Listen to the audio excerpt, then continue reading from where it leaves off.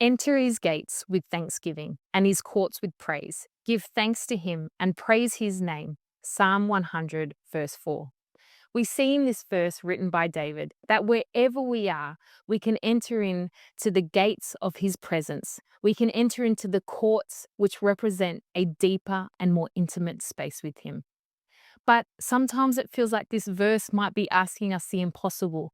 Are we really meant to live a life full of gratitude and thankfulness to God at all times? I remember my first time becoming a mum.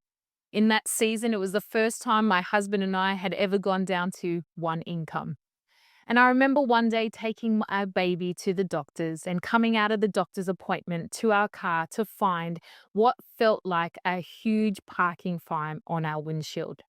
I remember being so discouraged, so overwhelmed at the thought of how are we going to pay this huge fine.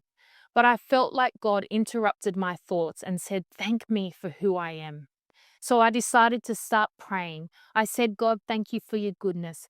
Thank you for your faithfulness. Thank you for your character." And how quickly what felt like a huge parking fine felt so insignificant compared to the greatness of my God.